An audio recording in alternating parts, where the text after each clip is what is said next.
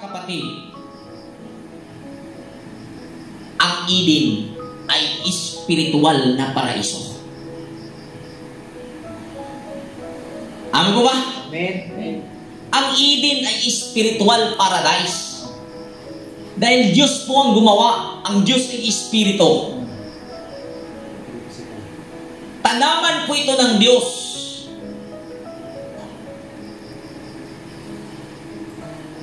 Amin po ba? Ang Eden ay ang espiritual na paraiso na aktibo sa katawang lupa ng tao. Ang Eden po ay ang espiritual na capacity na naging active ito sa katawan ng tao. Amen. Kaya, ang Eden na hinahanap mo, ang Eden na inahanap sa mahaba-habang panahon ay nasa sayo. Amen.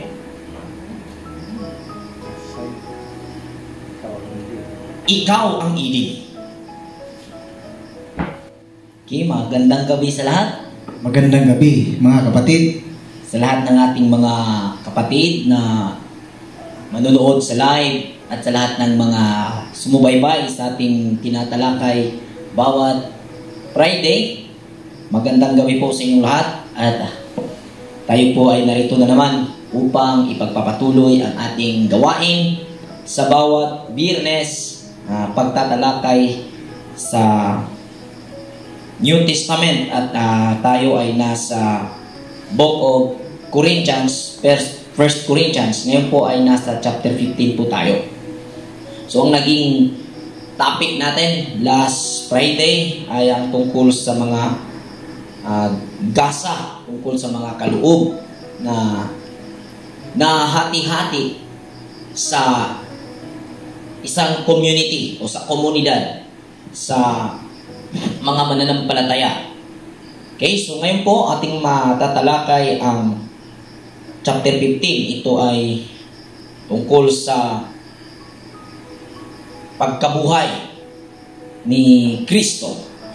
At bago tayo magsimula, hinga natin ang opening prayer ng ating kasama, Brother Elder Peter. Tayo po'y manalangin, mga kapatid. Amang banal, sa gabi ito, muli, kami po ay nag-aaral sa mga salita mo sa surat ni San Pablo doon sa taga-Corinto. Amang banal, nais po namin hingin sa iyo na padala mo ang banal na espiritu para maliwanagan sa mga taong gustong makaintindi sa mga salita mo, na gusto makakita, naghanap ng kaliwanagan, na maintindihan nila ang aming pag-discuss sa ngayong gabi. Amang banal, sa lahat ng papuri, tayong sa iyo lamang sa pamagitan ng iyong buktong anak, aming Misaya Yosay. Amen. Amen. Salamat, Brother Peter. At sa lahat na mga manunood, kumusta po kayo? Magandang gabi ulit sa ating mga kapatiran sa Cebu, sa bandang Negros, sa Mindanao, sa mga kapatid natin dyan, nila Brother Jay, Brother Winnie, Brother Potasio, kanilang mga pamilya, at sa ating kapatid na nasa Agusan, Brother Kit Maglasang. Magandang gabi po sa iyo, kapatid. Welcome po sa ating pag-aaral. At sa lahat-lahat ng mga kapatiran na nasa ibang bansa, magandang gabi, magandang araw po sa inyong lahat. Tayo po ay magkakaisa sa adhikain ito upang iparating, iparamdam, ibahagi ang ating naunawaan bilang ekspresyon ng ating pagmamahal sa kapwa. Okay, so simulan po natin na talakayin ang 1 Corinthians chapter 15. Okay, ang ano natin state kalimutan.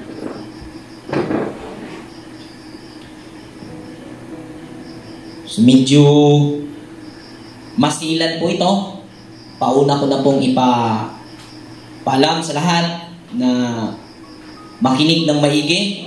Focus po tayo dahil kailangan po ng pag-aanalisa habang nakikinig sa talakayang ito dahil medyo masilan po siya tungkol sa kaloob ng Diyos at kung ano ang mga ito. Okay, sabi ni Apostol Pablo sa verse 1, mga kapatid, ngayon ipinaalala ko sa inyo na ang magandang balitang ipinangaral ko sa inyo, iyan ay ang magandang balitang inyong tinanggap at naging saligan ng inyong pananampalataya. Naligtas kayo sa pamamagitan nito. Kung matatatag ninyong pinanghahawakan ang salitang ipinangaral ko sa inyo, dahil kung hindi, walang kabuluhan ang inyong pananampalataya. So, ang point ni Apostol Pablo, mga kapatid, ay itong magandang balita na natanggap ng mga mananampalataya na siyang ipinangaral, ipinaliwanag, itinuro ni Apostol Pablo. Gayunman, bukang bibig ito ng maraming grupo, maraming sekta, maraming relihiyon, maraming nagtuturo na kailangang ipangaral ang magandang balita. Amen po ba? Amen. Ngunit, hanggang sa pagbigkas lamang ang mga ito sa nasabing magandang balita. So ano ba ang magandang balita? Next, tingnan natin. So magandang balita, ano ito? Dahil napakarami pong magandang balita. So ano ang magandang balita? So, ang premise sa magandang balita na ating pong naunawaan, ito daw ay ang si Kristo ay pumarito, isinilang nagkatawang tao, nagdusa na matay sa krus sa Kalbaryo para sa ating kasalanan, at katumbas sa ating paniniwala nito ay kailangan nating sumampalataya sa Kanya at magpabautismo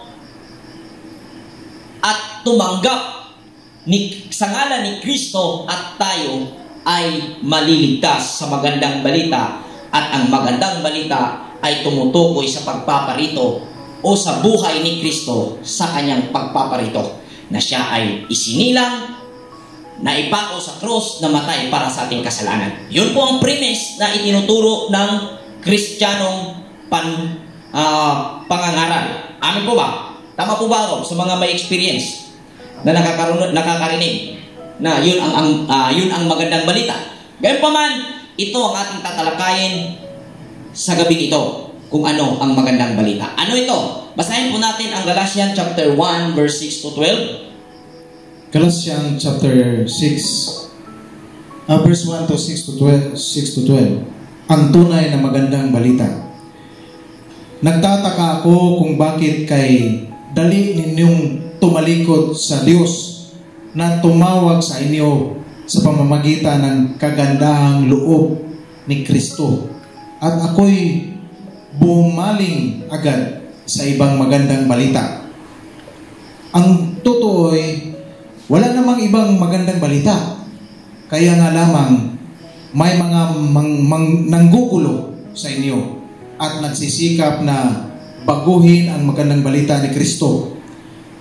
Subalit parusahan nawa ng Diyos ang sinuman, maging kami o isang anghel man na mula sa langit na mangaral sa inyo na magandang balita na iba sa ipinangaral na namin sa inyo.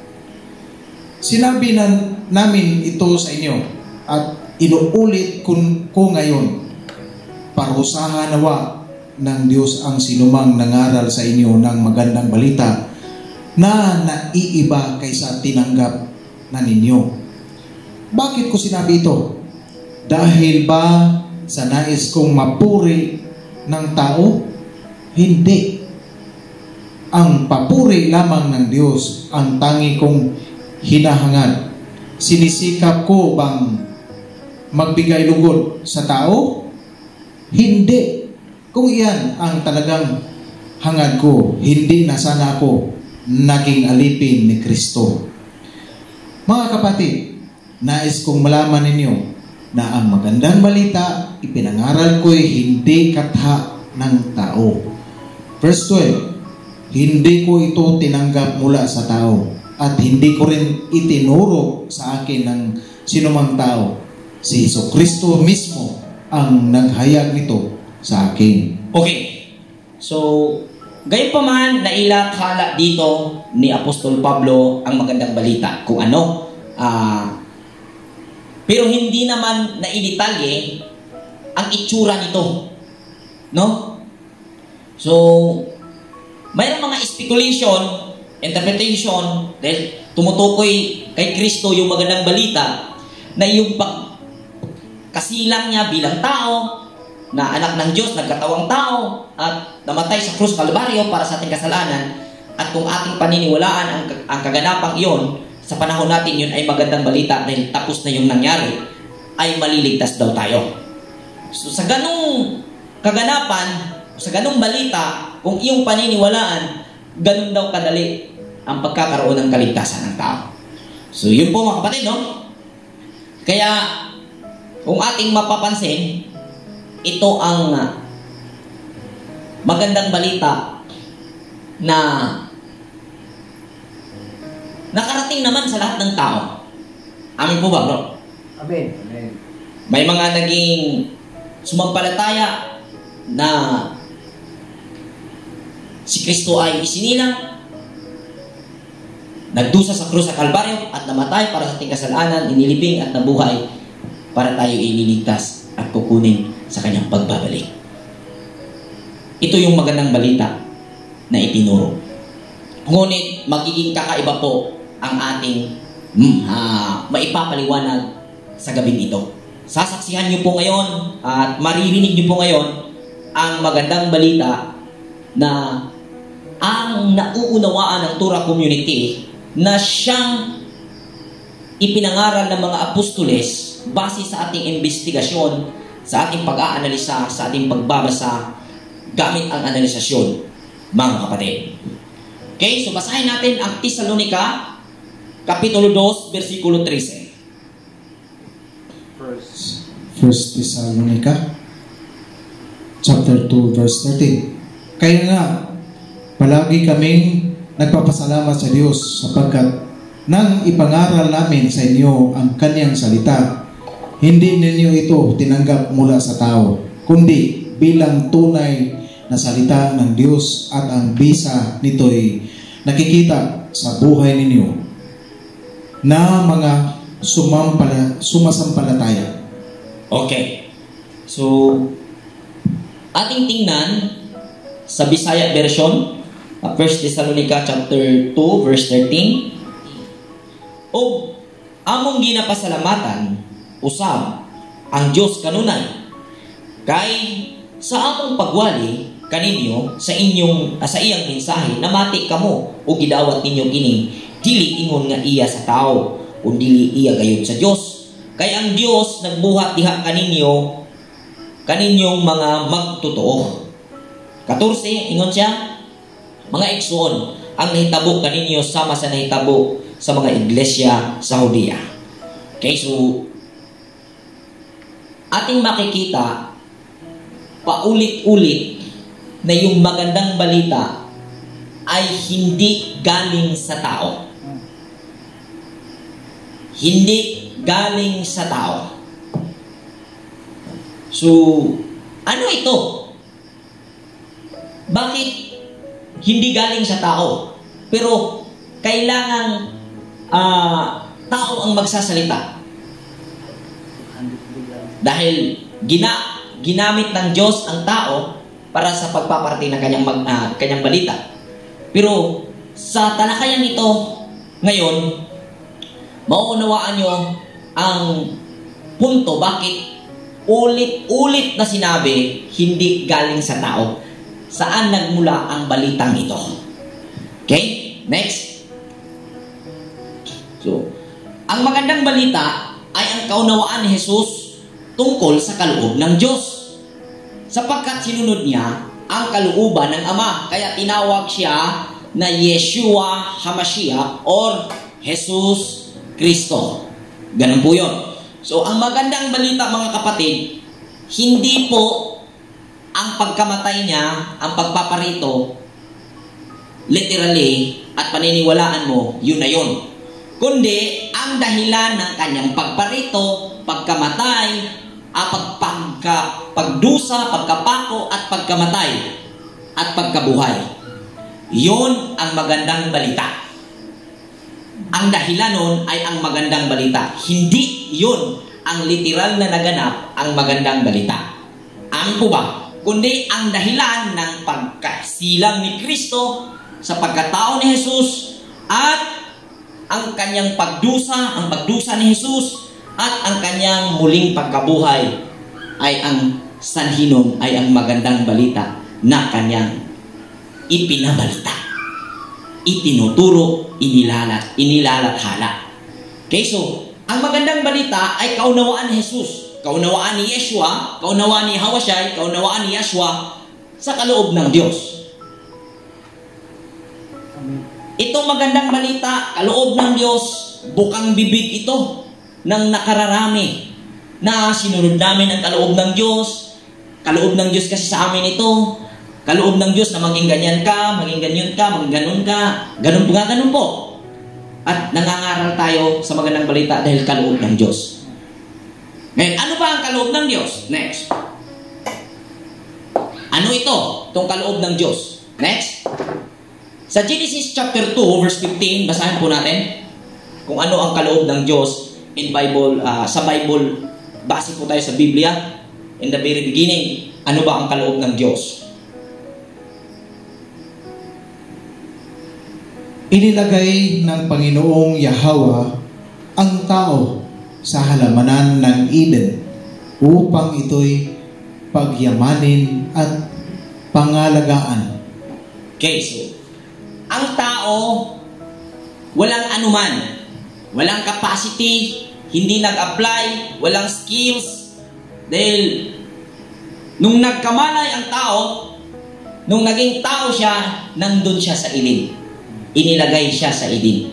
Amen. Okay, so, pagka sinabing kaloob ng Diyos, ito ay ang katungkulan o pangangasiwa na pinagkatiwala ng Diyos sa tao.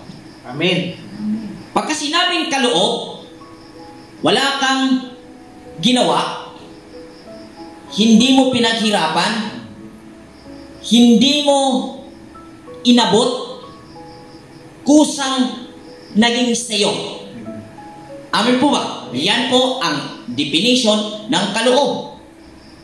Kaloob sa'yo ng mayor. So pag sinabing kaloob sa'yo ng mayor, walang anuman na hiningi mo o anuman, yan ay ibinigay sa'yo.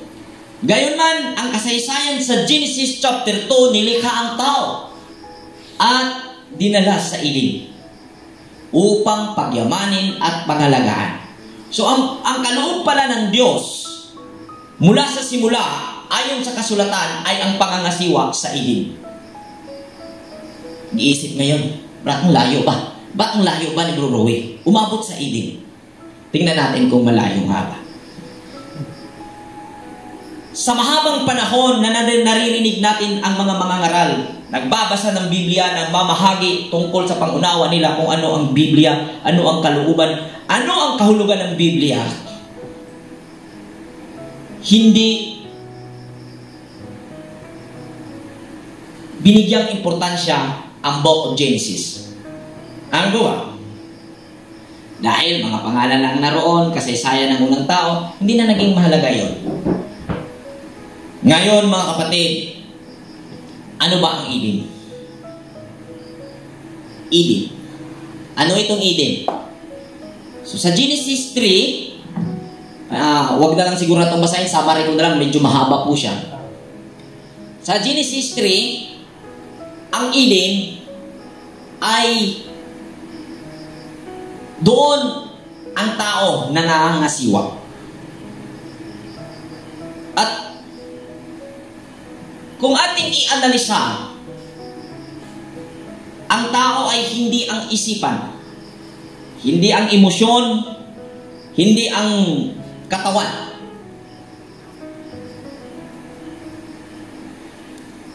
Maraming nagsasabi ang Eden ay nasa Palawan. Maraming nagsasabi ang Eden ay nasa Utopia. Maraming mga teorya na ang Eden ay ang Biringan. Ganun po yun. At ang katuruan nating narinig sa UITC, ang Eden ay Palawan dahil hindi daw po ito nayayanig. Mga kapatid, ang Eden ay espiritual na paraiso. Amin po ba? Amen. Ang Eden ay spiritual paradise. Dahil Diyos po ang gumawa, ang Diyos ay espiritu. Tanaman po ito ng Diyos.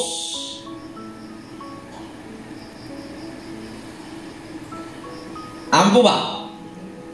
Ang Eden ay ang espiritual na paraiso na aktibo sa katawang lupa ng tao. Ang Eden po ay ang espiritual na capacity na naging active ito sa katawan ng tao. Amen. Kaya, ang Eden na hinahanap mo, ang Eden na inahanap sa mahaba-habang panahon ay nasa sayo. Amen.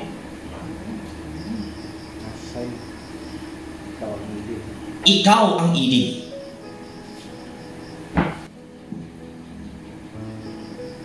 Ang pambihirang kapasidad ng human being ay tumutukoy sa paraiso na tanaman ng Elohim. Ang sabi sa Jeremiah, itatanim ko ang aking kautusan sa kanilang inward. At maaalala natin, ang pinakatanaman ng Elohim ay ang Eden. Kaya ang Eden ay ang espiritual na paraiso na aktibo sa katawang lupa ng tao. Hanap-hanap mo ngayon ng Eden. Pinagkatiwala yan sa iyo. Ang pambihirang kayang gawin ng pagkakaisa ng isipan at damdamin at lakas ay maglikha ito ng pambihirang kakayahan na hindi maaarok ng tao na ito pala ang capacity ng human being. Amin po ba? Mahirap itong lunukin sa mga nag-aral ng theology, sa mga nakapag-Bible school graduate. Ngunit, hindi ko kailangang may magtataas sa paliwanag ko upang masabi na tama ako. Dahil ngayon, kung uusisahin ninyo ang inyong mga sarili, susuriin niyo ang mga sarili, ang 4 rivers of Genesis, 4 rivers of Eden, ay ang 4 parts o 4 lobe sa ating utak. That is the part of human brain. Amen po ba? Amen. Kaya ang kaloob, next, kaya ang magandang balita ay kaunawaan ni Yeshua HaMashiach. Yeshua HaMashiach means Jesus the Messiah. Wag na kayong masyadong konserbatibo. Bakit gumagamit siya ng Jesus? Ano yan? Jesus is derived from the word Jesus. At ibig sabihin, Herodios. Tapos na po akong nag-aral yan. Walang kamuluhan yan. Tungkol sa tamang pangangasiwa sa Eden. Paraiso o kaharian ng Diyos. Dahil ang kaharian ng Diyos ay ang Eden. At hindi iyon nasa ilalim ng lupa o nasa ibabaw ng alapaap. Anong sabi ng Biblia? Hosea chapter 4 verse 6. Ang pagkakaakala ng tao, ang magandang balita, basa sa Biblia, matay si Jesus, ito kailangan mo maniwala. Ang magandang balita, malalaman mo, ikaw ay ginilagay na mangangasiwa sa Eden. Ibig sabihin, tinapik, ginising ni Jesus ang mga tao noon na malaman kung ano ang kanilang naging katayuan o ano ang naging katayuan ng tao bilang umiiral sa mundong ito. Tayo ay nangangasiwa sa spiritual paradise. Tayo po ay spiritual na nilalang na inilagay sa physical na kalagayan upang totally i-experience ang buhay. Sahin po natin. Hosea chapter 4 verse 6. Nalipol ang aking bayan dahil sa kamangmangan, sapagkat itinakwil ninyo ang karunungan. Itinakwil ko rin kayo bilang pari, at dahil kinalimutan ninyo ang kautusan ng inyong Diyos, kalilimutan ko rin ang inyong mga anak. Okay. Ang sabi dito, kalilimutan ko kayo bilang mga pari. Ang pagkapari ko hindi tumutukoy lamang sa mga Levita. Ito ay nakaulat na sa Exodus chapter 19 verse 5 to 6. Kung saan buong bayan ng Israel ang pinatutungkulan. At ito ay muling na-mention ni Apostol Pedro sa 2 Peter chapter 2 verse 9. Huwag nga siguro natin basahin. Sabi niya noon, you are a holy nation, a royal priesthood. Hindi po Levita ang tinutukoy noon o mga paring Katoliko ang sinasabihan noon. Lahat ng tao. Amin po ba? Ngunit nalipol ang mga tao dahil sa kakulangan ng kaalaman. Ano ang kaalaman na tinutukoy doon? Sa pagmimemorize ng mga bersikulo? Sa pagmimemorize sa mga pangalan ng lugar sa Israel? Sa pagmimemorize sa mga pangalan ng propeta? Sa pagmimemorize sa 613 laws?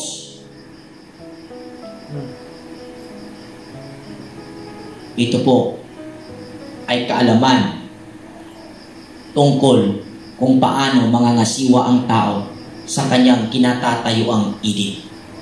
Amin po ba? Dahil kung ano ang quality ng pangangalaga ng tao sa kanyang pinangangalagaan o pinagkatiwala sa kanyang hardin, sa pinagkatiwala sa kanyang Eden, kung ano ang naging quality ng kanyang pangangasiwa, yun ang magiging identity ng tao, ng bawat isa. Amin po ba? Kaya, ang Eden ay ang spiritual na paraiso, kaharian ng Diyos. Ang kaharian ng Diyos. Ano po ba? Pansinin po natin ang sinabi sa Luke chapter 17 verse 20. Minsan, si Jesus ay tinanong ng mga Pariseo kung kailan magsisimula ang paghahari ng Diyos. Sumagot siya, walang makikitang palatandaan ng pagsisimula ng paghahari ng Diyos.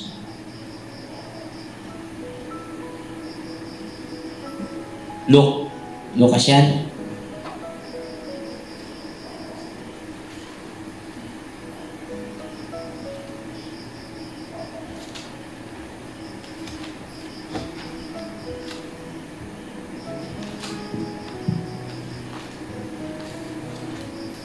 Ingong padre sa kapitulo 17 bersikulo 20. May mga parasiyo nga nangutana kang Jesus kanus maghari ang Dios. Mitubag siya. Ang paghari sa Dios dili butang nga inyong makita. Walay makaingon ani ara o ato ara. Kay ang paghari sa Dios anaa sulod ninyo. Tagalogin ko.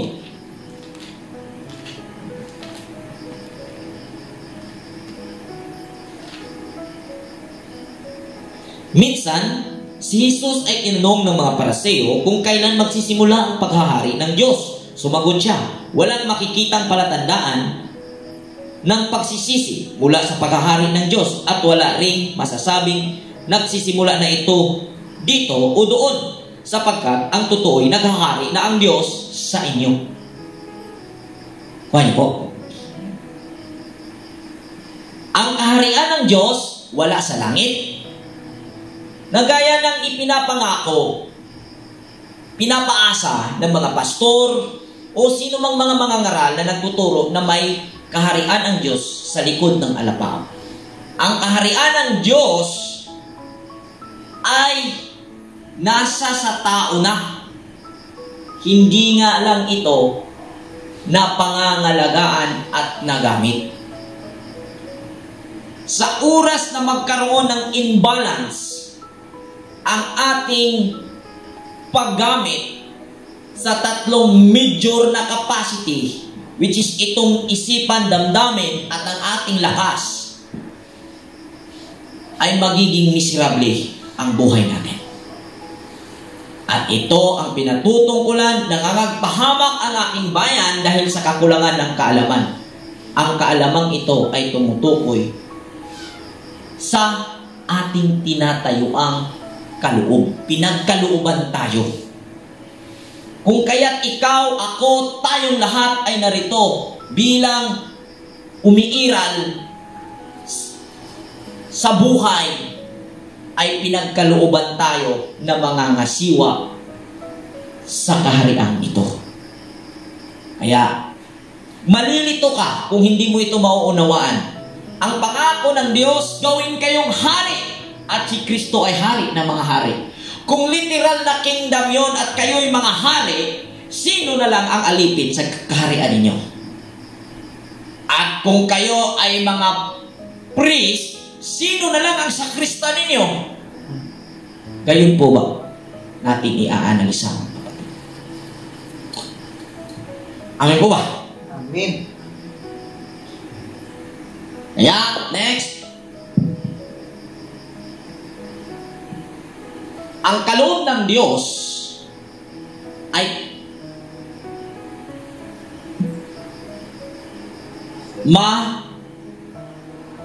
manage natin ang kanyang tanaman, ang kanyang hardin. At ang kailangan natin, self-control. Calmness is mastery. Self-control is a strength. Amin po ba? Amen. Pag mayroon kang disiplina sa sarili, ay pambihirang lakas ang taglay mo. Amin po ba? Paano ka magkakaroon ng self-control? Wala kang tiwala, wala kang pagkakaalam sa kaloob ng Diyos na ikaw ay mangangasiwa sa Eden na ito. Amin po ba? Next. Ang kaparaanan sa pagdidisiplina sa sarili at paraan sa pagiging mahinahon ay ang laman ng magandang balita na itinuro ni Yeshua o ni Jesus o ni Yahweh at ng kanyang mga apostolis. So ang magandang balita na ipinabalita nila noon ay ang kaparaanan how to discipline ourselves. Ang kaparaanan paano maging mahinahon. Amin po ba?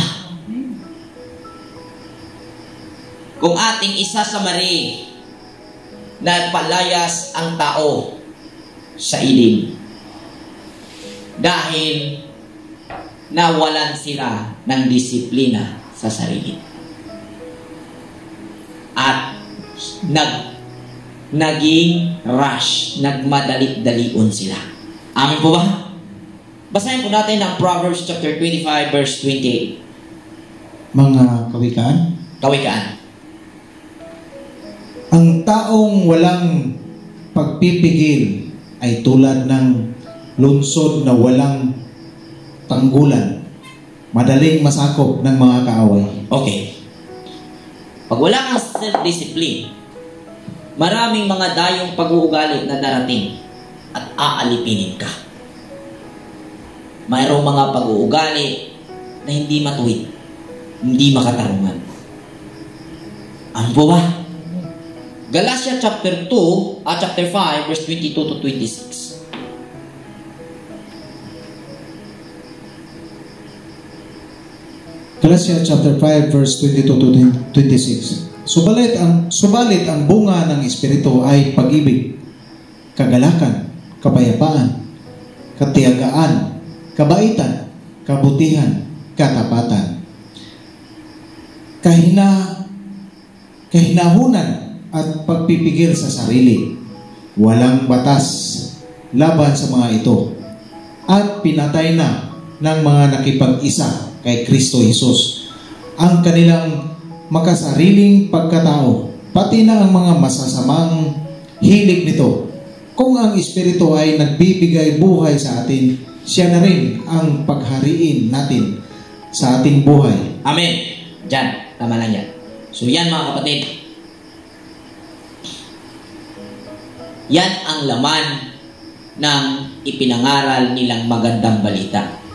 Hindi yung ito yung magandang balita, basa dito sa Biblia, magandang balita ito. Yan ang nagiging history ng kanilang pangangaral. Alamin natin kung ano ang pinakabuod ng kanilang ipinangaral. Tumutukoy po ito sa human mechanism na may termino sa Yugi na inner engineering. Kapag kasi alam natin ang mekanismo natin na siyang ipinagkaloob sa atin na pangangasiwaan, madali nating mahanap ang trouble at madali nating malulutas ang mga nagiging aberya. Ano ba? Kaya ang magandang balita, hindi tulad ng pasigaw-sigaw dyan, si Kristo ay namatay. Ipinako sa cross dahil sa inyong mga kasalanan. Kundi ang kanyang paglalahan tungkol sa human mechanism na siyang gumigiba sa existing religion noon ang naging sanhi ng kanyang pagkamatay. Amin po ba? Amen. Ayaw ng mga reliyon na marinig ito. Dahil nababangga ang lahat ng katuruan nila tungkol dito. Dahil pag nalaman ito ng tao, naging activated ang human consciousness, nagkaroon ng self-awareness ang tao. Mahirap gagana ang kanilang mental na pangangalipin. Amen po ba? Ang relihiyon ay tulad ng isang box. Pag ikaw ay inaakit na pumasok, sabi nila, pumasok ka dito sa loob, may kalayaan dito. Pag pumasok ka sa relihiyon, pinasok ka sa isang box. Pumasok ka dito, may kalayaan dito.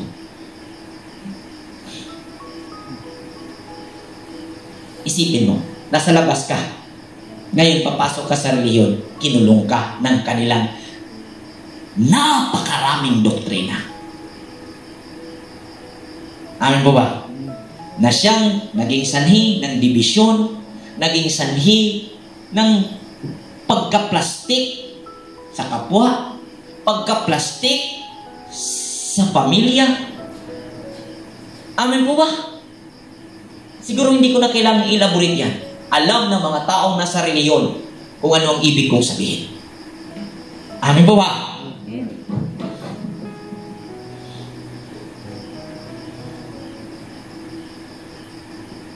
Maliban na lang siguro yung may mga masungit na ugali na umibig na yakapin ang katuruan ng relihiyon nang masuportahan at mabakapan ang kanilang masamang pag-uugali. Ayaw nilang makipaghalubilo, ayaw nilang maging kind sa kanilang kapitbahay, kamag-anak, at kakilala. Ano ba? Mayroon siguro. Kaya inibig na lang ang pamamaraan ng reliyon. Dito ako kasi stricto dito, hindi ako basta-basta malalapitan. Kasi may valid reason ako eh. Kasi we have constitution, freedom of religion.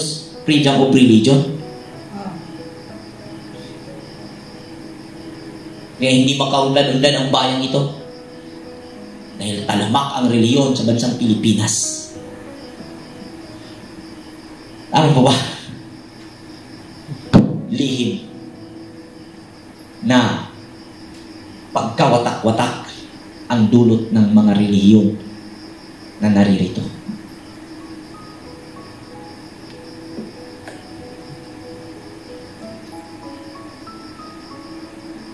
Next.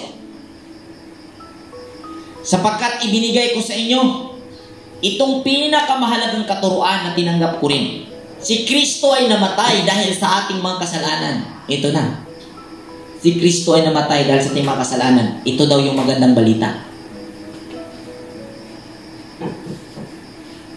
Ganun lang kadali. Bilang katuparan sa sinasabi sa kasulatan, inilibing siya at muling nabuhay sa ikatlong araw ayon din sa kautusan. At siya'y nagpakita kay Pedro at saka sa 12. Pagkatapos nagpakita siya sa mahigit na 500 kapatid na nagkakatipon. Marami sa kanila'y buhay hanggang ngayon, subalit patay na ang ilan. At nakita rin siya ni Santiago at ang lahat ng mga apostol. Next. So, pagka sinabing Diyos, muli kong ipapaalala, ang pag-unawa na ating natuklasan, ang Diyos ay hindi malaking tao na may malaking mata, hindi malaking persona o may parang tao na may malaking mata na kadurungaw dyan sa itaas at tinitingnan ang iyong ginagawa 24/7 at nililista ang iyong mga ginagawa. At sa mga gumagawa ng hindi mabuti, inililista niya ang iyong mga pagkakamali. At naghanda siya ng dagat-dagatang apoy para parusahan ka. Ngunit ang itinuro ng relihiyon, inibig ka ng Diyos. How come? Inibig ka ng Diyos tapos naghahanda siya ng dagat-dagatang apoy. May mali sa inyong logic. Mahal ka ng Diyos, Brother Peter. Mahal tayo ng Diyos. Bakit naghanda siya ng apoy para sa kaparusahan? Ganun ba yung pagmamahal?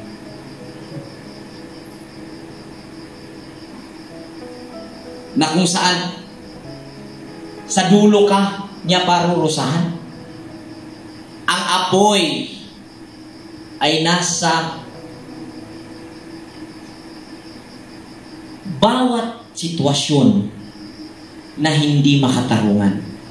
Yan ay figurative na pagbahagi na siyang tumutukoy sa purification.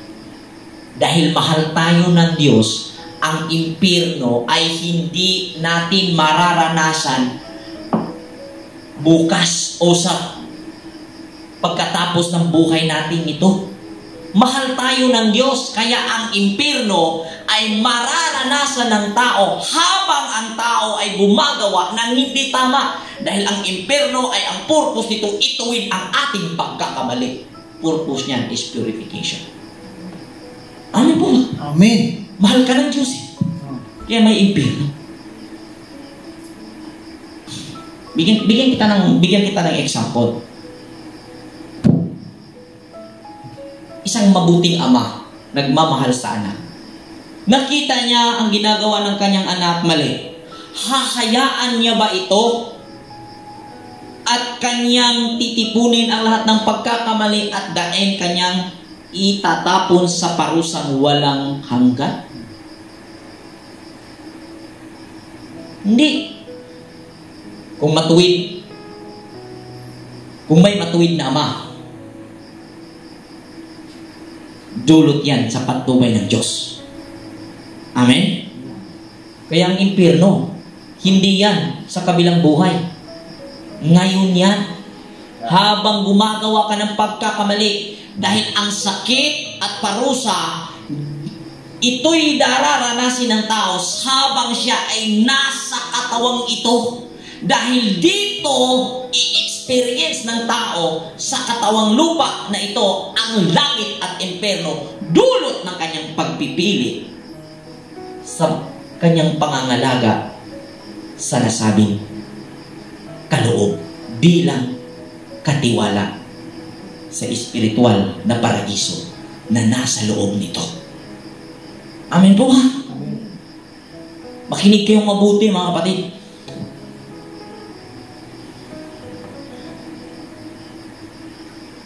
So ang Diyos ay ang pagkamatuwid na sistema na siyang nagpapatakbo ng sistema ng ating katawan. Tingnan mo. Hari ng Diyos, matagal na sa buhay natin. Pag gusto mong mag-ihi, siguro mapipigilan mo pa. Unang alarm, mamaya na. Pangatlong alarm, mamaya na. Pangapat, mamaya na. Pero sa punto, darating talaga. Hindi ko na kaya, maiihi ka na talaga. Bakit? Utos yun ng sistema. Hari ang Diyos. Ang matuwid na sistema. Kumikilos dito sa pagkatao natin. Amen po ba? Tagal na siyang hari. Hindi lang natin naiintindihan. Hindi lang natin i-recognize. Hindi natin inaalam. Kaya ito ang ipinamalita at tinatawag na magandang balita. Dahil ang pangunawa ni Jesus kung paano pangasiwaan ang kaloob na ito ay kanyang naituro. Dahil sa oras na hindi ma-align ang ating pangangasiwa dito, palalayasin tayo sa Eden. Although nandito tayo, pero yung benefits sa halaman, ang bunga sa mga kahoy, ay hindi natin makukuha. Hindi tayo makakabenepisyo. Bagkus, tutubo dito ang mga damo, mga kujapa. Kujapa, yung mga damong may tinik na tumutukoy sa worries, anxieties, mga balakid sa buhay. Sa oras na naging imbalance ang ating management sa tatlong major capacity na ating ginagamit araw-araw. Mind, heart, and our strength. Amen po ba? Amen. Kaya gusto kong ipaabot sa lahat wholeheartedly. I-analyze nyo. I-analyze nyo kung ano at sino kayo. Alamin nyo kung ano ang tao at ano ang Diyos. Ang Diyos ay ang pagkamatuwid na sistema na pinapairal ng panahon at puwersa. Pagka sinabing panahon at puwersa, ito ang Yud, He, Waw, He, na kung saan binasa ng napakaraming pagbasa. Yehovah, Yehovah, Yahweh, na kung saan mayroong interpretation na inilagay, He exists.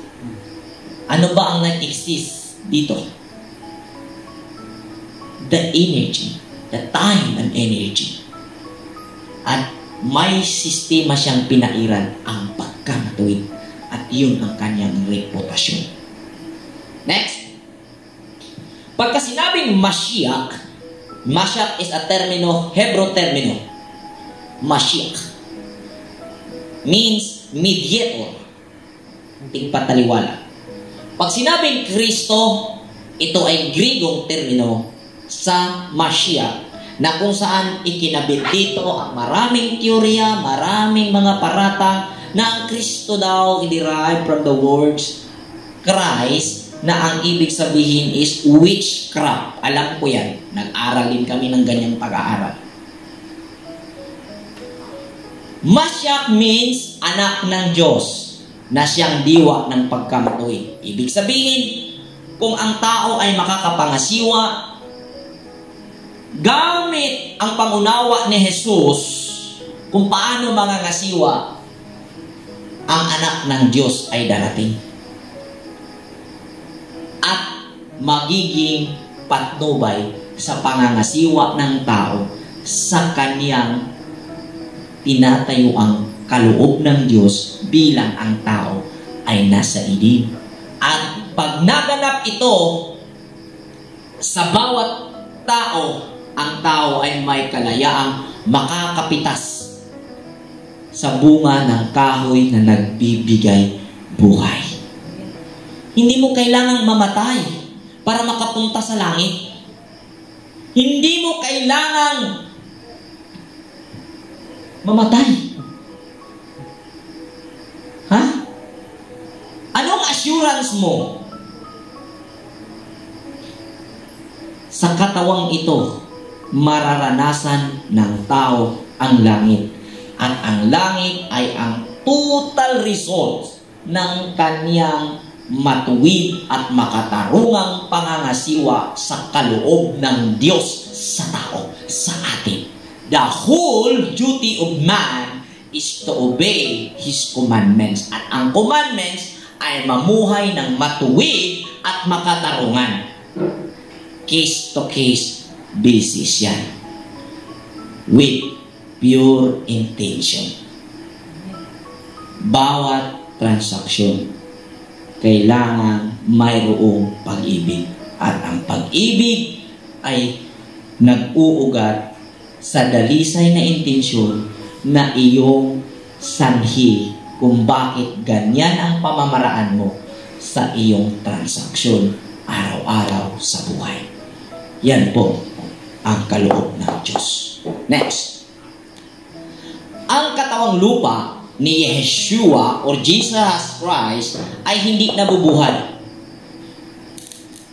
Marami kasing argumento na si Jesus ay nabuhay. Nakalipas ang 3 araw, 3 gabi, siya ay bumangon mula sa mga patay. Ngunit, ang Torah community ay naglunsad po ng pag-aaral noong 2022. Tama po ba, Brother Peter? At ito ay may pamagat na The Restoration. Series po ito at available po ito sa aming YouTube channel, Torah Community. Puntahan nyo lang po, search nyo lang po sa YouTube ang Torah Community. Hanapin nyo po sa playlist ang Resurrection Series. Andun po ang kabuuang paliwanag tungkol sa kung ano ang nangyari, nabuhay ba o hindi ang katawan ni Jesus. Ngunit ngayon, bigyan po namin kayo ng pahapyaw. Basahin po natin ang John chapter 21, verse 1 to 14 at atin pong i-analisa. John 21, last chapter, verse 1 to 14. Pagkatapos nito, muling nagpakita si Jesus sa mga alagad sa tabi ng lawa ng Tiberias. Ganito ang nangyari. Magkakasama sina Simon Pedro, Tomas na tinawag na Kambal, Nathaniel na taga Cana sa Galilea, ang mga anak ni Zebedeo at 2 pang alagad. Sinabi sa kanila ni Simon Pedro, "Mangisda ako." "Sasama kami," sabi nila. Umalis na sila at sumakay sa isang bangka. Magdamag silang mangisda, subalit wala silang nahuli. Nang mag-uumaga na, tumayo si Jesus. Sa pagpangunit, siya ay hindi nila nakikilala. Sinabi niya, "Mga anak, mayroon ba kayong huli?" "Wala po," sagot nila. "Ihulog ninyo ang lambat sa gawing kanan ng bangka at makakahuli kayo," sabi ni Jesus. Inihulog kanila ang lambat at nang hilahin nila ito ay hindi nila makaya sa dami ng huli. Sinabi kay Pedro ng alagad na minamahal ni Jesus, ang Panginoon iyon. Nang narinig ito ni Simon Pedro, nagsuot siya ng damit dahil nakahubad siya noon at saka lumusong sa tubig. Dumaong sa pangpang ang kasama niyang mga alagad, sakay ng bangka na hila-hila ang lambat ng napuno ng isda. Hindi sila gaanong malayo sa pangpang, mga 90 metro lamang. Pagkaahaon nila sa pangpang, nakikita sila roon ng isdang inihaw sa baga at ilang tinapay. Okay, stop muna ha. Ang ating gawing cross-examine, kung kayo po ang mga manunood dyan o nanunood dyan, antabayanan nyo po, pakisundan nyo po, basahin nyo po ang inyong mga Biblia sa Kapitulo 21, versikulo 1 hanggang versikulo 14. So sa mention ni Brother Peter sa kanyang binasa, nung tumayo sa baybayin, itong si Jesus, ang Panginoon, ay hindi nakikilala ng mga apostol. Amen po ba? Yun po yung unang salaysay na nakita natin sa itaas ng salaysay nito. Cross-examination. Kung ang taong iyong idolo, ito makinig kang mabuti. Makinig tayong mabuti. Kung ang taong iyong idolo at gustong-gusto mo, kasi Panginoon ito, ang iyong guro, idolong-idolo mo, sa layong siyam na metro, di mo ba makikilala ang taong iyong idolo? 9 na metro, hindi po ganong malayo yan. Malapit lang. Malapit lang yan. 9 na metro. Napakalapit lang yun, Brother Peter. Bakit hindi nakikilala ng mga apostol na umaga naman ito? Ano ba ang nagiging nangyari? Continue. Basahin natin. Magdala kayo rito ng ilang isdang nahuli ninyo, sabi ni Jesus. Kaya sumampa sa bangka si Simon Pedro at hinila sa pangpang ang lambat na puno ng malalaking isda. 153 ang lahat ng nahuli nila. Hindi nasira ang lambat kahit ganoon karami ang mga isda. Halika kayo at mag-almusal tayo, sabi ni Jesus. Isa man sa mga alagad ay hindi nangahas magtanong sa kanya kung sino siya. Pay attention. Sapagkat alam nila na siya ang Panginoon. Pay attention po sa verse na nabasa dito. 12. Verse 12. Ang sabi, sinabi ni Jesus, sinabi, halik kayo, sa verse 12, halik kayo at mag-almusal tayo. Sabi ni Jesus. Isa man, continuation, isa man sa mga alagad ay hindi nangahas magtanong kung sino siya, sapagkat alam nila na siya ang Panginoon. Pay attention sa verse na ito.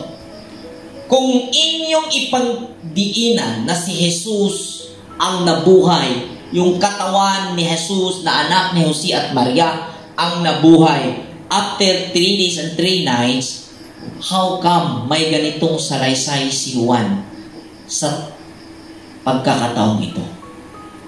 Una, hindi nakilala, ngunit nakikita. Pangalawa, baliw ba si Juan? Ano bang nangyari kay Juan? Bakit nagsulat siya ng ganito? Walang nangahas. Hindi na sila nagtanong ni isa man sa kanila na kung sino siya. Kung ang katawan ni Jesus pa ang presente sa kaganapang iyon, hindi na isusulat ni Juan ang ganyang salaysay. Ang po ba? Amen.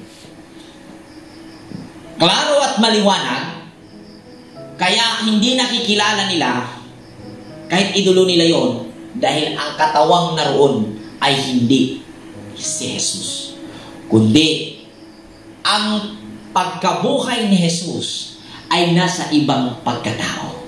Amin po ba? Amen. Kaya po mga kapatid, ang katawang lupa ni Jesus ay hindi po nabubuhay. Ngunit si Jesus ay nabubuhay sa sa katawan ng tao. Na kung saan, basahin natin ito, sa kahuli-hulihay, nagpakita rin siya sa akin. Kahit na ako'y tulad ng isang batang ipinanganak na di kapanahunan. Nagpakita rin siya kay Pablo. At alam natin, yung calling kay Apostol Pablo, ito po yung panahon na matapos nang nag-ascend sa langit itong si Jesus. Amin po ba? Sa anong paraan naganap ang pagpapakita ni Jesus kay Pablo? Hindi po ang katawang lupa ni Jesus ang nabuhay, kundi ang pagkatao ni Jesus ay buhay sa pagkatao ni Pablo, nabuhay sa pagkatao ni Pablo. Amin po ba? Ipapaliwanag natin yan mamaya. Si Jesus mismo ang nagpapaliwanag tungkol sa ipinaliwanag kong ito.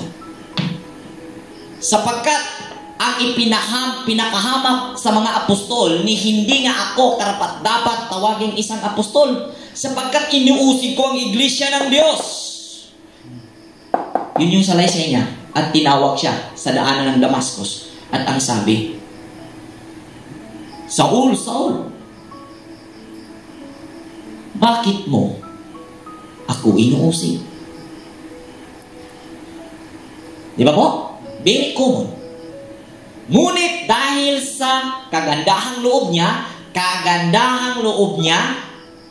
ako'y naging isang apostol at hindi naman nawala ng kabuluhan ang kaloob niyang ito sa akin. Katunayan, nagpagal ako ng higit kaysa sinuman sa kanila. Subalit hindi ito dahil sa sarili kong kakayahan, kundi dahil sa kagandahang loob ng Diyos na nasa akin. Kagandahang loob na nasa akin, yung po yung active na pagkatao ni Jesus na nagpatnubay kay Pablo kung ano ang kanyang dapat gawin bilang umibig sa Diyos. Dahil naging mag-uusig si Pablo dahil sa kanyang pagiging dibuto sa relihiyong Pariseo o relihiyong Judaismo. Humingi pa nga siya ng license to kill sa mataas na Sanhedrin sa Pangulong Pari na si Ananias upang mapatay ang mga mananampalataya. Hindi ginawa ni Pablo yon dahil sa kasamaan, kundi ginawa yun ni Pablo dahil sa kanyang pagmamahal at kinikilalang Diyos na itinuturo sa kanya ng reliyon. Amin po ba?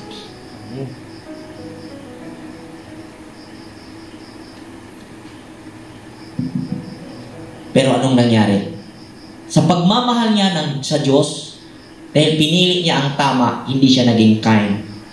Kaya ang sabi ni Jesus nung siya tinawag, nasasaktan ang iyong, ano ba tawag ito? Gusok.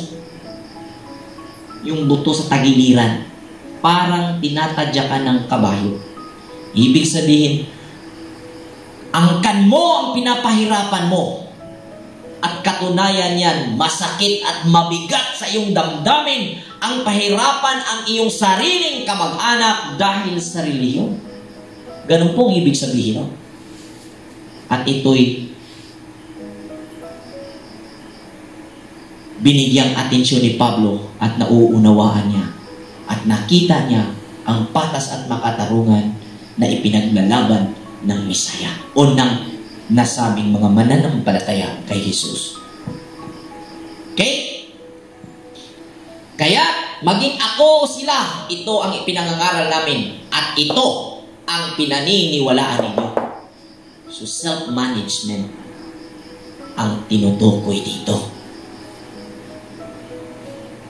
Kahit saang relihiyon ka, ito yung katotohanan. Kahit saang relihiyon ka papasakop, kung wala kang self-control,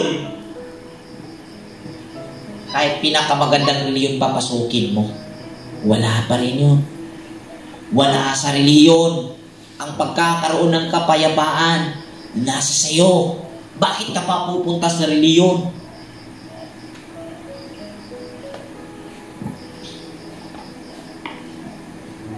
Amen.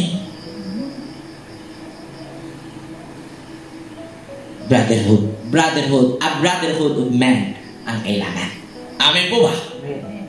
Kasi pag relihiyon, claim dito, claim doon, tama kami. Kami yung maliligtas, kami yung dirindi ng Diyos. Para kayong nagmamay-ari ng Diyos, mga relihiyosong tao.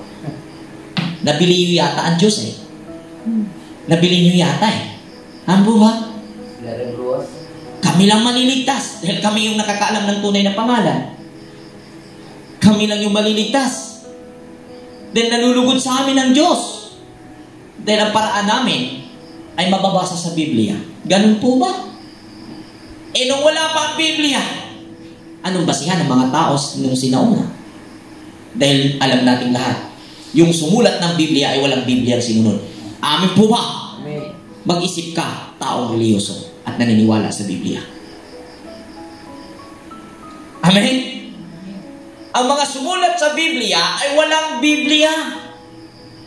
Sumulat nga sila eh. Next.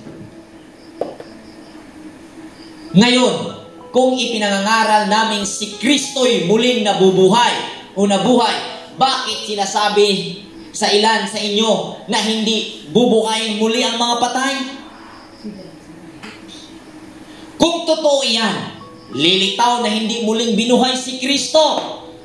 So, pansinin natin yung argumento. Pansinin natin kung ano, analyze natin, ano ang naging katanungan, ano ang nagiging sitwasyon ng mananampalataya sa Korinto. Hindi lubos na uunawaan ng mga tao roon ang pagkabuhay ni Jesus. Papaunawan natin mamaya. Kung ganon, lilitaw na kami ay mga sinungaling na saksi ng Diyos dahil sa pinahintulutan at pinatutuhanan namin na muling binuhay ng Diyos si Kristo. Ngunit hindi pala.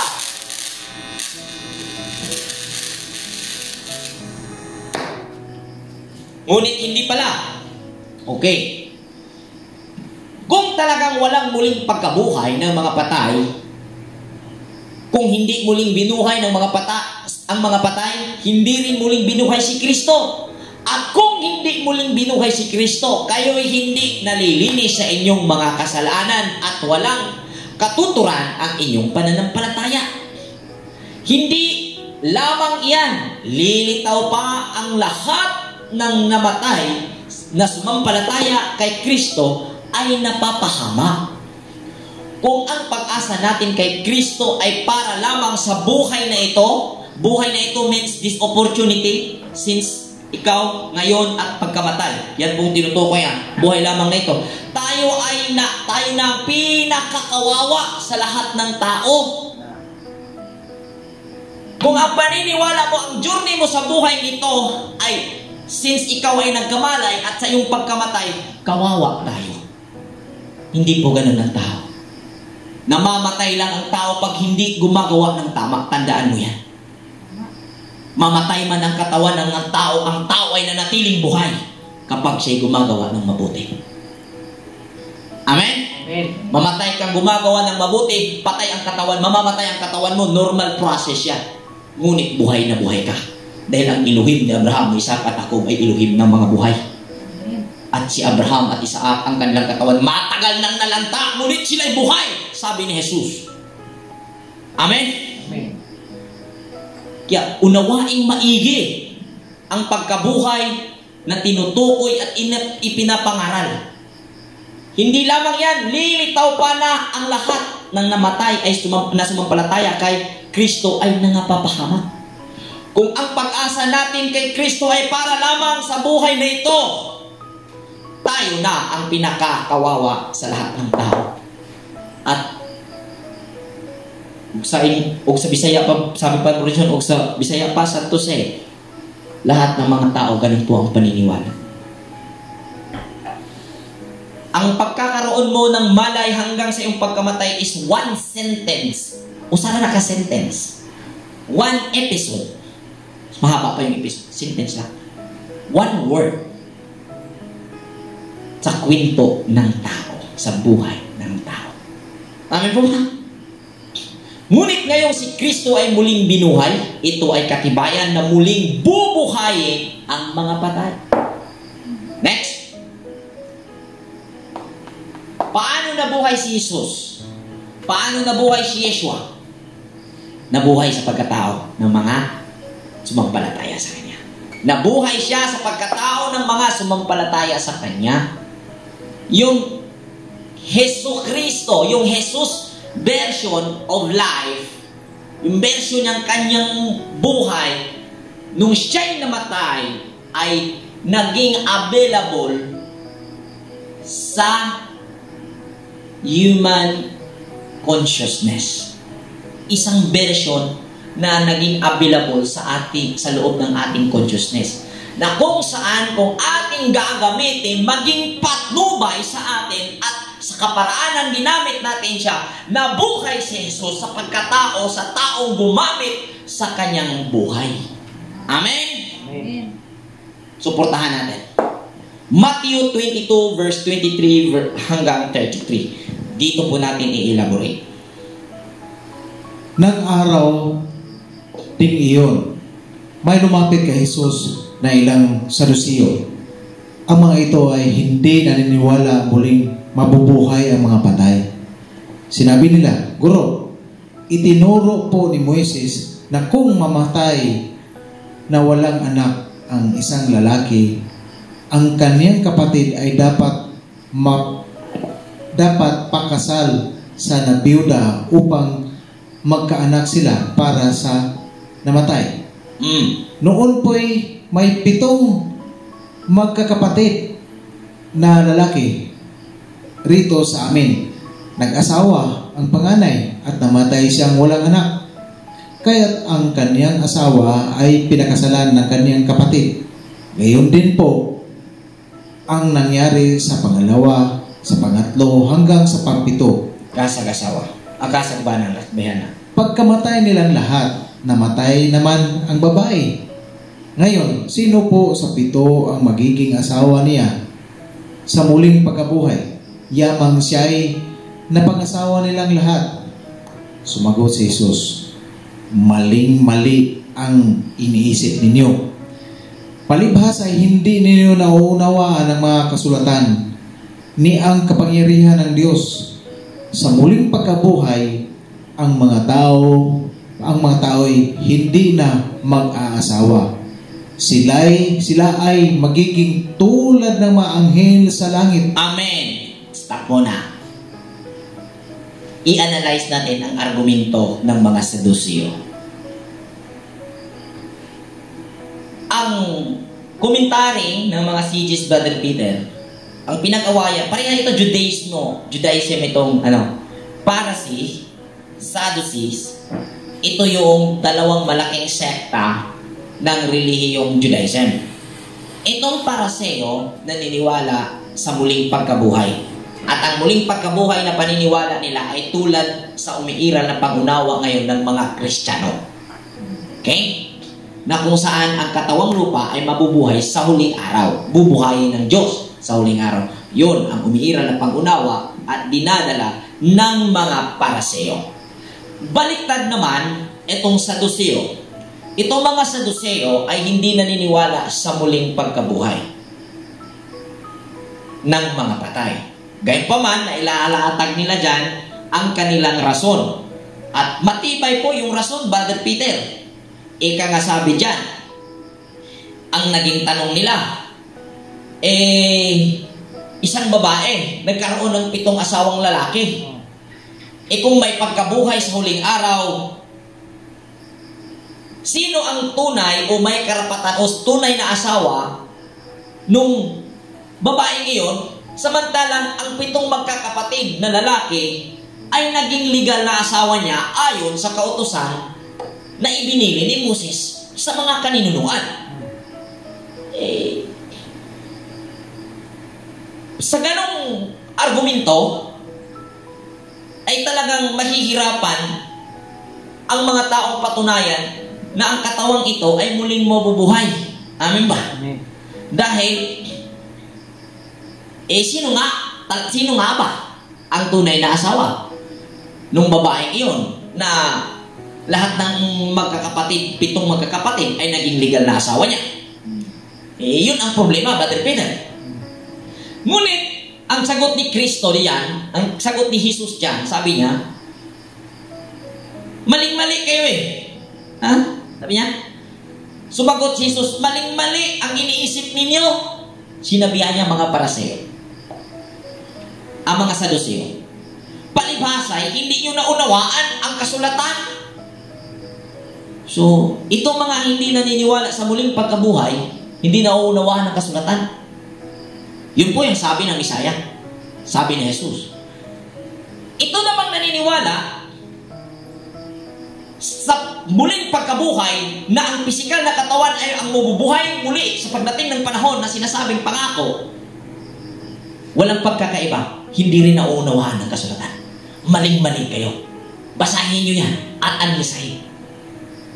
Ang buha.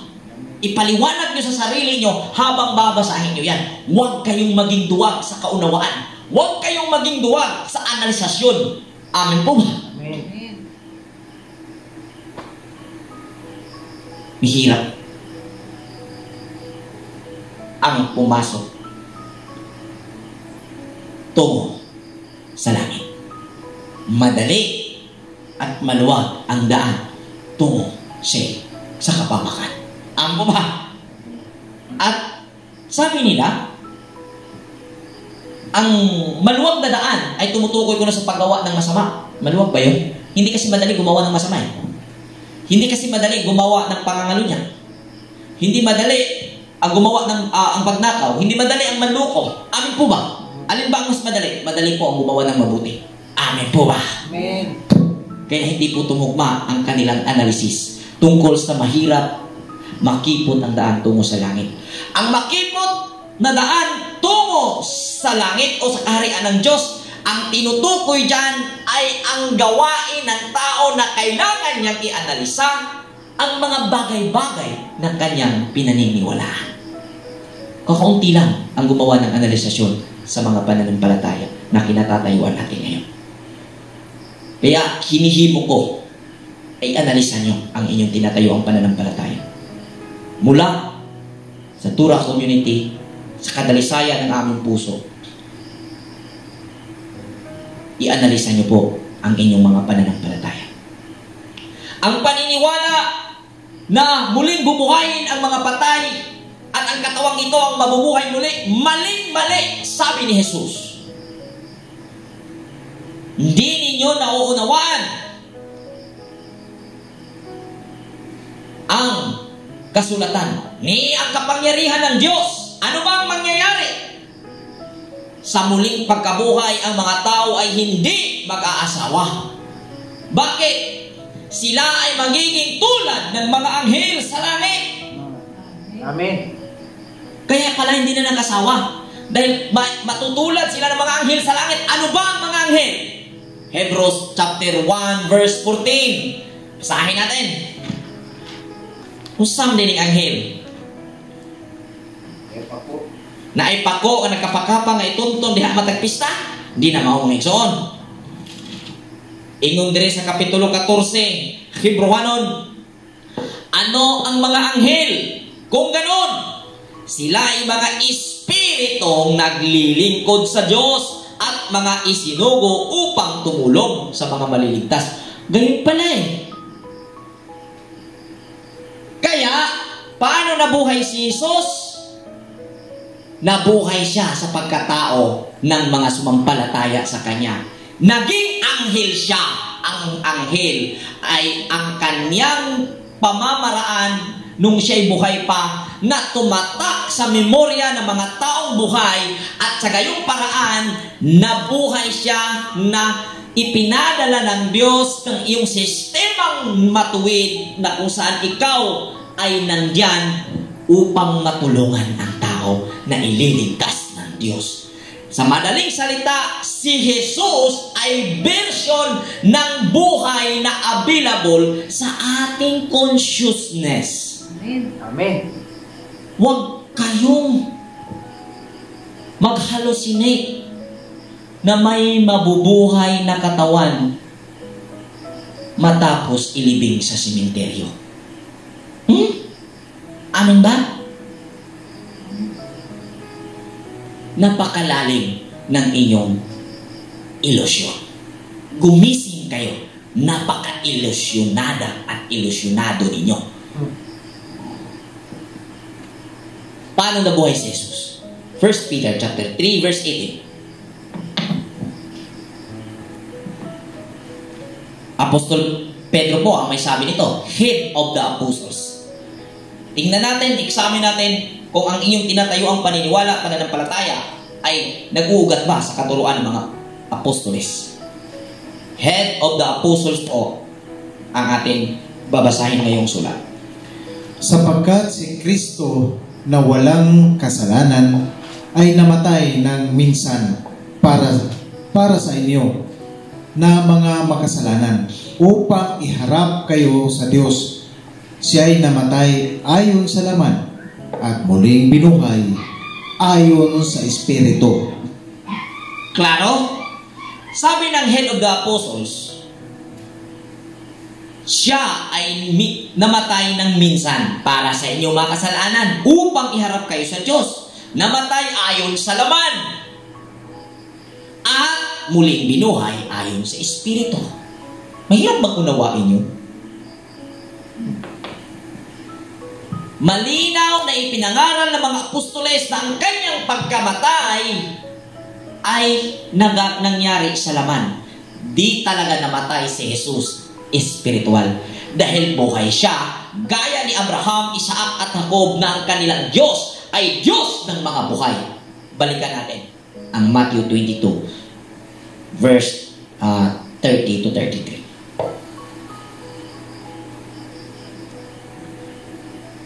Klaro? Kaya malaking ano po ito panawagan. Repent. Panawagan po, mag-repent po kayo. Ibig pong sabihin ng repent ay change your concept. Baguhin niyo po ang konsepto ng inyong isipan tungkol sa Diyos at kung ano ang nangyari sa tagapagligtas. Change your concept.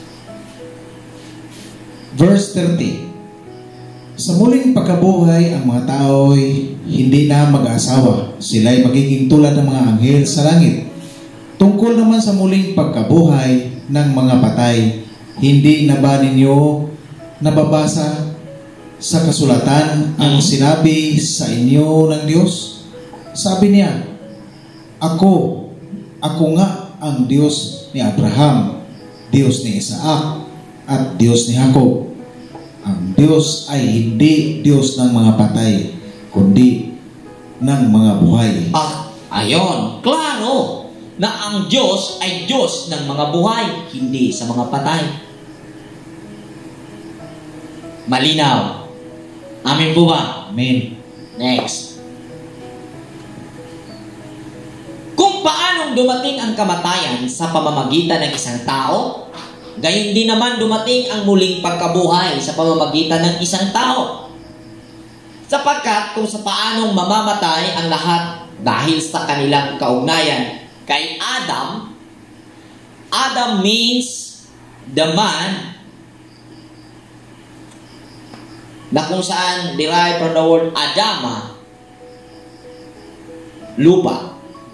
Gayon din naman, mabubuhay ang lahat dahil sa kanilang kaugnayan kay Kristo. Ngunit ang bawat isa ay may kaniya-kaniyang takdang panahon. Si Kristo ang pinakauna sa lahat. Pagkatapos, ang mga kay Kristo sa panahon ng pagpaparito niya. At darating ang wakas. kapag naibigay na ni Kristo ang kaharian sa Diyos Ama. Pagkatapos niyang malupig ang lahat ng paghahari sa pamahalaan ng kapangyarihan. Sapagkat si Kristo ay dapat maghari hanggang sa malupig niya at lubusang mapasuko ang kanyang mga kaaway. Okay? Ang Adam ay tumutukoy po ito sa stage ng tao na siya ay madadala ng hilig ng kanyang laman. Sa madaling salita, sa panahon ng kabataan, normal na ang kanilang mga desisyon ay pabor sa hilig ng kanilang laman. Dahil gusto nila, hindi nila iniisip, hindi natin iniisip nung tayo nasa kabataan na ito ay nakakasakit o ito ay sa ibang karapatan. Ang sa ganong stage ay ang sa atin is matustusan o masunod ang hiling ng laman. So, sa ganong paraan, nagkasala ang lahat ng tao. May kamatayan na dumating. At ang kamatayan iyon ay hindi kamatayan na tinutukoy sa laman. Ipaliwanag natin mamaya. Okay? So next. Ang kahuli-hulihang kaaway, ang kanyang lulupigin, ay ang kamatayan. Lupigin niya ang kamatayan sa kahuli-hulihan. Anong kamatayan ito? Mayroon ba dito, sis? Wala. Next. Ang kahuli-hulihang kaaway na kanyang lulupigin ay ang kamatayan. Unsa man nga kamatayon? Ang lulupigin ni Kristo ay ang kaaway niyang kamatayan. Ang Kristo, na paliwanag na natin kanina, ito ay hindi si Jesus, kundi ang pumatnubay sa pagkatao ni Jesus, kaya tinawag siyang Jesus the Messiah or Yeshua HaMashiach. Amen? Dahil sa kanya, aktibo ang diwa ng pagkamatuwid. Amen? Kaya, ano ang kamatayan na lulupigin? Ito ay ang mga consequences sa pagsunod sa hilig ng laman. Ito ang kamatayan na nakapasok na naiulat ni Moses sa Genesis chapter 3. Amen? Sasalaysay natin kung paanong nangyari. I-summarize ko na lang. Ang sabi ng Diyos, huwag kayong kakain sa bunga ng kahoy na nagbibigay kaalaman na tama at mabuti. Gayunpaman, dahil sa kabataan ay sinunod pa rin ang hilig ng laman at ang gusto ang sinunod, hindi ang utos. Humantong sa pagkakasala at umabot ang kamatayan. At ang kamatayan iyon, hindi ang pagkamatay sa pisikal na laman, kundi ang paghihirap na siyang sumasalamin o nagpapakita na ang tao ay napalayas sa ibig. Siya ay hindi makakabenepisyo sa mga espiritu na ipapadala ng Diyos dito sa ating pagkatao. Dahil siya ay sumasalungat sa sistemang umiiral dito. Amen? Kaya ang kwento ng Genesis kay Adam at Eve ay hindi po ito nangyari minsan lang sa matagal ng panahon. Ito ay paulit-ulit na nangyayari sa bawat kwento ng bawat tao. Amen po ba? Amen. Dahil ang Genesis, since chapter 1, chapter 2 is human development. Mahirap itong lulukin. Mahirap itong tanggapin. Ngunit, inanyayahan ko kayong analisahin ito. Amen.